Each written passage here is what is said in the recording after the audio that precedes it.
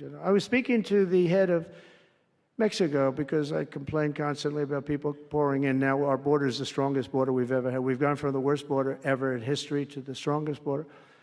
But I was speaking to the president of Mexico, a very wonderful woman, actually. And I said, we were talking about drugs. You can't let people come through your country and come into the country. You know, I was not that nice, but they understood what I was saying. And she said something that really got me. She said, I said, you're not a big drug-taking nation. And she said, no, we are not a consumer. And I said, a consumer, what an interesting word. We're not a consumer nation. We're not a consumer of drugs. I said, what an interesting, and why is that? She said, well, we have very strong family values. I said, but we do too. We do too. We have very strong, our families are devastated by what's happening with fentanyl, and China will not be doing, we're going to make a deal with China. They were not letting that happen anymore. And I had a deal, by the way, before I left. I had a deal with President Xi where they were going to give the maximum penalty to anybody making fentanyl and sending it into the United States. And their maximum penalty is the death penalty, and it would have stopped. But when the election turned out to be a rigged election, but that's okay. When an election turned out to be, it was an election that shouldn't have happened. All the things that happened. I'll give you an example. We wouldn't have had October 7th, Israel attack.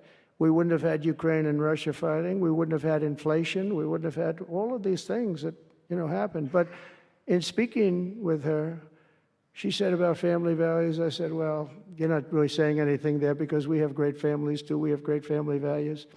She said, plus we advertise a lot. I said, ooh, you mean you advertise about how bad drugs are? Yes, we do. We spend a lot of money on advertising. And I said, unbelievable. That was such a great conversation because we're going to spend hundreds of millions of dollars advertising how bad drugs are so that kids don't use them, that they chew up your brain, they destroy your teeth, your skin, your everything. And I thanked her for that. I make so many calls and I never learn anything from anybody. I know everything and I never learn anything from anybody. And I spoke to this woman. As soon as she said it, she didn't have to say exactly what.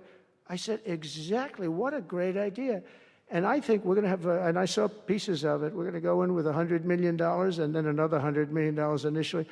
But I saw some of the ads and they are really violent. I said, you have to make them strong. Your skin practically comes off after a period of time. You lose your hearing. You lose your teeth. It is terrible. And we show this happening to people. And I think we're going to, we did very well with, we had blue ribbon committees headed up by the First Lady of the United States and a lot of other people that, they have no idea the viciousness of these cartels and these people. And they're smarts. They're very smart, tough people, making a fortune, by the way, an absolute fortune. But we got it down 18%, which was a record. But 18% is not great when you think about it. I think we could get it down 50 or 55 or maybe even 60% with advertising. So she really gave me something. I was going to call her and tell her that she did, but now I don't have to call her because she's going to be seeing this right now.